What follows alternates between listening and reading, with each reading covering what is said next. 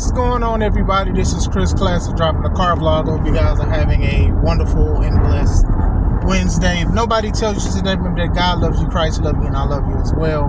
I pray that we continue to seek. I pray that we continue to love and also pray for one another. I know a lot of people have trouble on identifying what's God's love because we try to put ourselves in a way of understanding it. I'm not going to sit here and say I know the answers to everything, so that's why we need to stay in the book, and we need to lean to his understanding more than our own. Times will be tough, that's in the word. Times will be good, it's also in the word. People going to do a lot of bad things to you. They're going to lie to you and deceive. You know, we be praying for a life that Christ didn't even live on earth, and sometimes we get mad and we question that, so always remember that. And I do love you guys. Make sure you subscribe to the Take It Home podcast, where I talk about professional wrestling topics. Make sure you also subscribe to C3 Ultimate Wrestling. Despite me currently being stopped out of my mind with everything and people looking at what I'm doing for the next move, I'm still excited for September 21st. Enter the Limelight, a tribute show to our number one sponsors, Limelight Entertainment Studios. Shout out to David Green for sponsoring C3 Ultimate Wrestling and a lot of the events.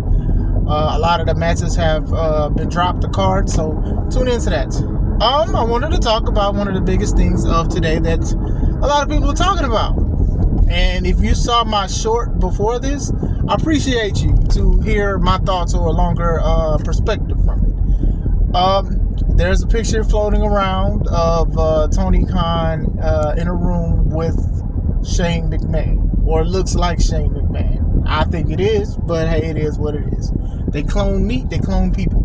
Anyway, so a lot of people are talking about it. Oh my God, this must mean Shane is signed. It's gonna happen. Oh, somebody got the inside scoop. Like some people were saying that they were in an airport doing the meeting. Now you must have some kind of money to be renting out the airport meeting room, like the conference room. Like, I don't know how true it is or not. Tony looks like he's acting. Looks like, oh, hey, you're not supposed to be in here. I wouldn't be surprised if it's supposed to be a video and somebody took a still shot of it, or they're just trying to generate buzz.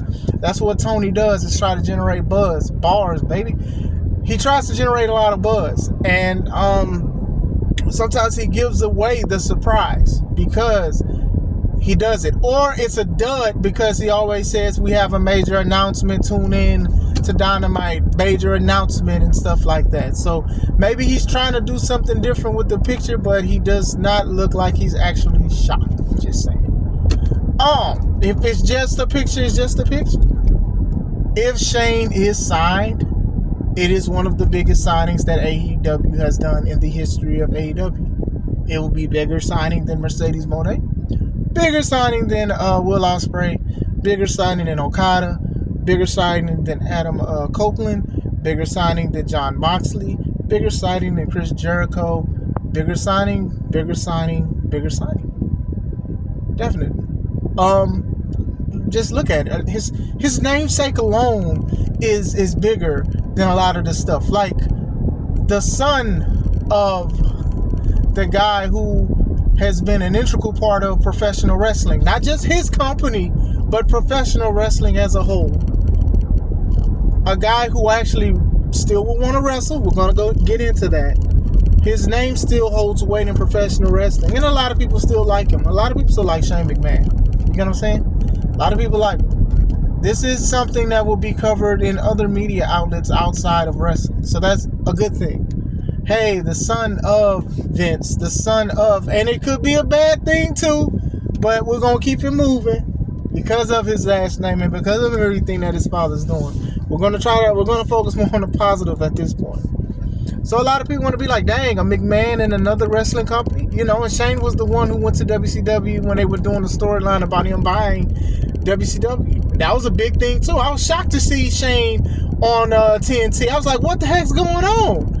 And then they both was going back and forth on semi-broadcast in both companies. That was crazy. Now, I don't know what they're going to do here. I'm not going to say they're going to do that. But McMahon, his namesake, a McMahon in another professional wrestling company that is not owned by the McMahons, it's crazy. It's big. That's a big thing.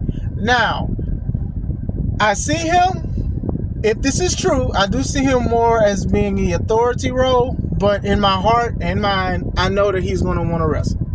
And I don't think he needs to wrestle. I personally do not. Maybe certain tag matches or something, but he doesn't need to wrestle. If they are going to have him do something, be an authority. But the problem with even saying that is that they got like 25 people that's the authority. You got Tony Khan, you got Nick Jackson, you got Matt Jackson, you got Christopher Daniels. Like, you got a lot of revolving parts, and putting him with the Bucks or the Elite, I don't know if that'll really work out like that. It'll be interesting, but still, Tony's not going to give the reins of ownership or even acting like it's anybody else but the Elite and himself. So I will say that much on that. It is interesting to see, though. It is definitely interesting to see. I personally don't want to see him wrestling, because he's gonna do what Adam Copeland did, jumping off of stuff and hurting himself, and he don't need to do it. Like, Shane was doing this when he was in WWE before all of this stuff, and he separated from it. He was still doing the stuff he shouldn't even be doing anymore. It was to the point, the last time we seen Shane, it was at WrestleMania, and he went against The Miz in an impromptu match. He did a vertical and blew his knee out. Blew his knee out off of a vertical. Now, I'm not getting on him as in like, hey, how dare you, because people have hurt themselves with lesser moves. But you too old to be trying to jump over a grown man. It just didn't work out. And he really tried to get up, and it just didn't work. It just did not work. And that's when Snoop Dogg had to take over, and shout out to Snoop. But that was like the last time I seen him. Maybe he was somewhere else. I don't know. But still, him going to AEW would be a big thing. Do I think that WWE is going to hurt from that? Of course not, because he's been absent for a long time. When the scandal started coming out again, a lot of people was like, is it going to be Shane? Is it going to be Stephanie? Who's going to do this? Who's going to hold the reins outside of Nick Khan? And I figured it wouldn't be Shane, because Shane was released before. Like, Shane was legit released from the company his father was running. Like, bruh. Like, and I'll say this, that should have been an inclination that they wasn't going to give him something in the WWE. Now, the reason why they released him in 2020, was it 2022 or the 2020, one of the Royal Rumbles, because he was in charge of it. And what did he do? I think it was the 2022. What did he do in that Royal Rumble, y'all? He made himself in the Final Four. Now, the Final Four in the Royal Rumble is usually the guys that is believable who's going to win the Royal Rumble, usually with the Final Four. Shane in the Final Four, being in his age and being tired and winded the way he was, and punches looking like crazy stuff. He was missing so much it looked like Batman action bubbles. Woof, wham. Like, that's how bad it was. And to have him in the Final Four, it's like, bro, we knew you wasn't winning. And then when Brock came out, we definitely knew you wasn't winning. And nobody, because it was a shock to see Shane, true. But still, nobody was like, Shane is going to win. Why would you do that, bro? Why would you put yourself like that? Why would you make yourself stronger than what you got to be? Why would you place yourself like that? And a lot of people didn't even like that Royal Rumble as a whole, that match as a whole. But I don't even remember much about it, so maybe that's even foretelling of what I'm saying. I do remember Shane being in the Final Four, and I was like, why is Shane in the Final Four? So, to release your own son, it wasn't that he was lazy, and then, Vince got an ego. A lot of these people got egos, and that's why I be saying be careful about who y'all be trying to put the cape on for, because some of these people is related to each other, and they learn the business from each other and stuff, and they got egos too. Come on, man. You don't think these people got egos? Like, oh, man, wrestling's so much better. But I'm like, you got people got spats with Triple H now. Like, come on, man. Just saying.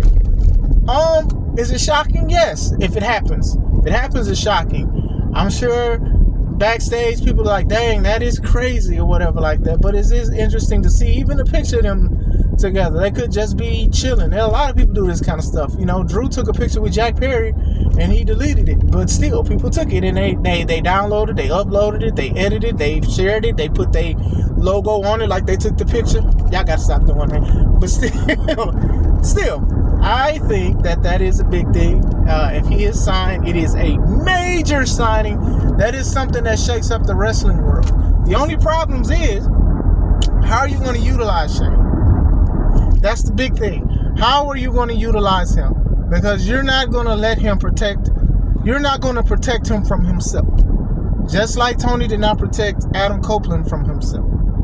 Adam Copeland is definitely one of the things, like Adam said he couldn't do this in WWE. They said no. And then when you look at some of the stuff that he's been doing over there, and even when he broke his leg and had to vacate the title, you see why they were saying no. Even Bryan Danielson, they didn't want him to do certain things. They wanted him to protect himself. Hey, please don't do this. Please don't do this. This dude, Danielson, and Adam, one time this man had injuries every month. Sometimes you have to protect wrestlers from themselves. You certainly do. And I do think that if Shane wants to get on top of a blood and guts cage, a ladder, the rafters, I definitely see them not stopping him. You know, you got Darby, who is still young, doing crazy things. And I can even see Shane and Darby trying to figure out who's going to fall off a building first. Like, that's just what it is, y'all. That's just my thing. That's why if you're going to have an authority, figure it out. Figure out how we can do an authority thing, because y'all are already in the middle of an authority storyline with the Elite versus Tony. And Tony didn't have nothing to do with the blood and guts match, to my knowledge, which would have been a good time for Tony to be a part of it, since they attacked him. He was a part of a match, and then that was it. That's it. That pay-per-view match, and then that was it. And then during the show, one of the Jacksons, they booked Darby versus Jack Perry and said they quit. So that's how the faces won, which is weird. That's what I'm saying. That's why I'm just like, it's just like you side-eye stuff. But what do you guys think? You guys think it's just a picture? Do you guys think that Shane is signed? How would you sign him? How big is this? Do you even care? Let me know. Hope you guys have a wonderful day. This is Chris Classic. Let's take it home.